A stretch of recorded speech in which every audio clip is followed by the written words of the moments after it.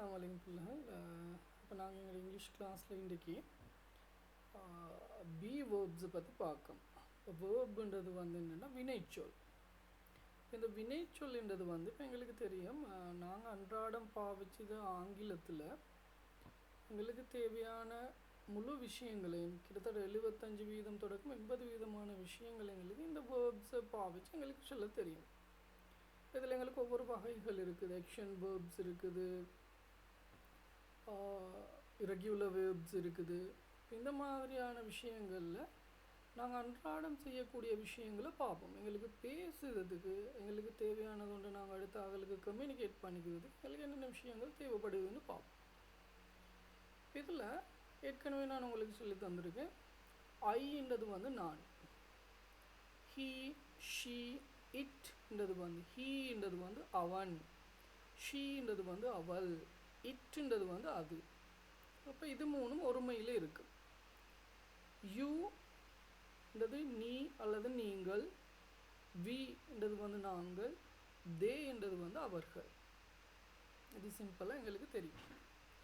இப்போ இதில் பிள்ளைகள் ஐவாரடங்கள் எப்போவும் எங்களுக்கு ஆம்னு நாங்கள் பாவிச்சோம். ஐ ஆம். ஹீ ஷீ இட் வாரடங்களில் நாங்கள் ஈஸ்ன்னு பாவிச்சோம். இது ஒரு நிகழ்கால வாழ்க்கையில் எங்களுக்கு தேவையான விஷயங்களை நாங்கள் கம்யூனிகேட் பண்ணிக்கிறதுக்கு பயன்படுத்துகிற சொற்பிரயோகம்.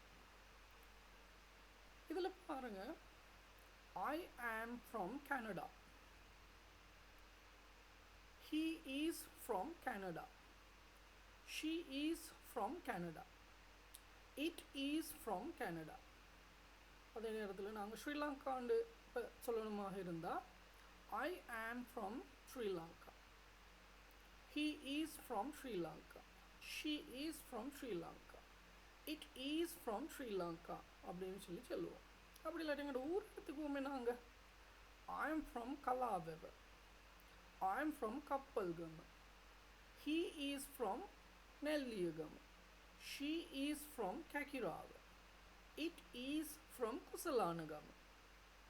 அப்படின்னு எங்களுக்கு ஐவாரடங்களில் மட்டும் ஆம்ன்றதையும் ஹீ ஷீ இட்னு வாரடங்களில் நாங்கள் ஈஸையும் பாவிப்போம்.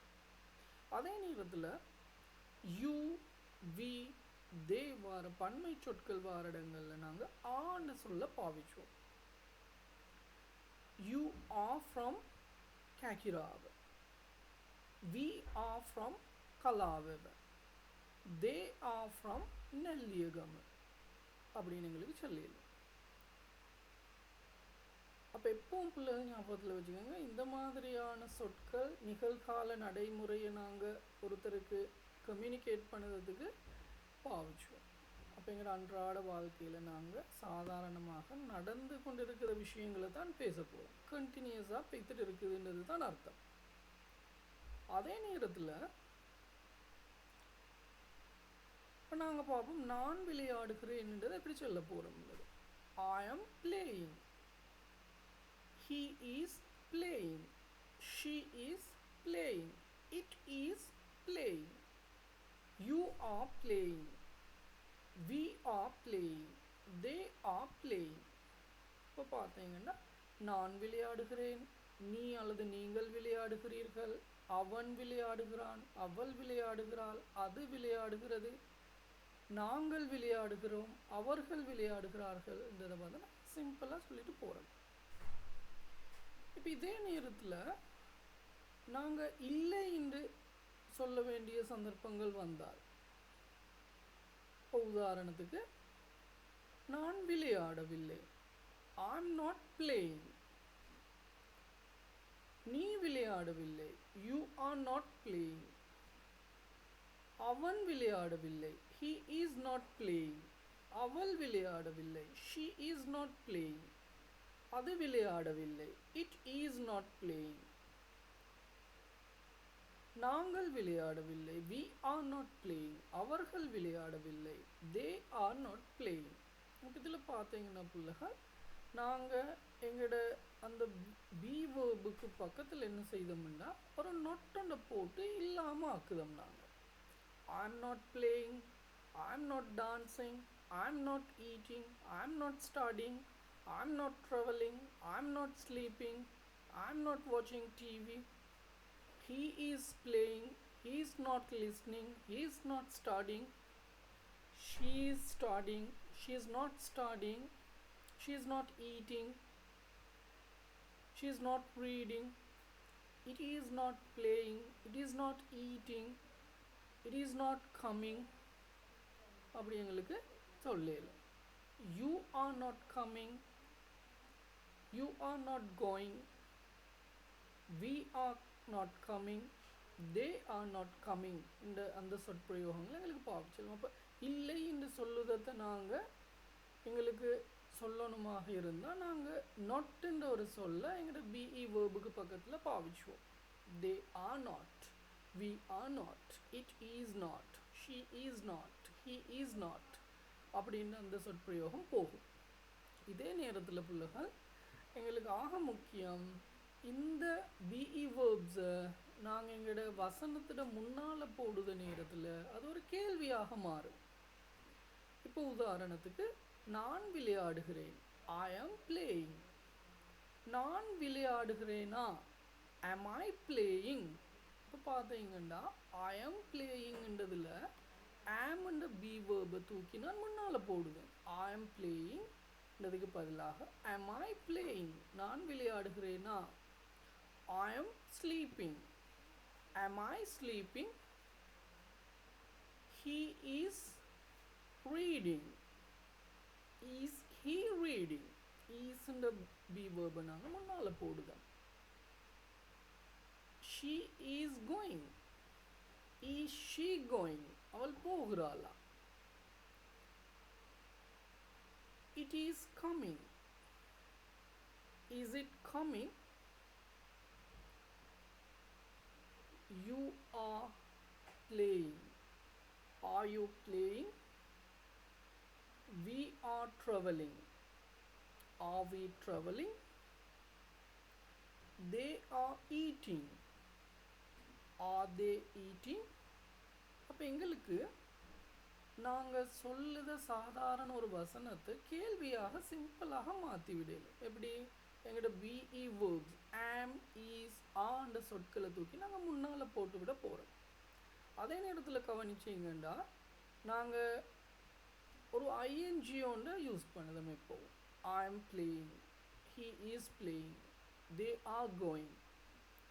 அப்போ எங்களோட வினைச்சொல்லுக்கு பக்கத்தில் ஒரு ஐஎன்ஜி ஒன்று சேர்த்து தான் நாங்கள் இதை கண்டினியூ பண்ணிட்டு போகிறோம். அப்போ கண்டினியூஸ் ப்ரெசன்ட் டென்ஸில் போகிறோம்.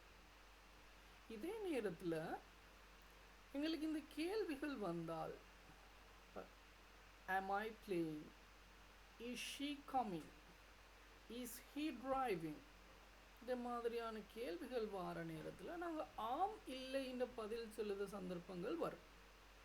எஸ் என்று ஒரு ரெஸ்பான்ஸ் கொடுக்குற நேரம் இருக்கும், அப்படி இல்லாட்டி நோன்ற ஒரு ரெஸ்பான்ஸ் கொடுக்குற நேரம் இருக்கும். அப்போ எஸ் என்று பாவிச்சத நேரங்களில் எஸ் ஐ ஆம்,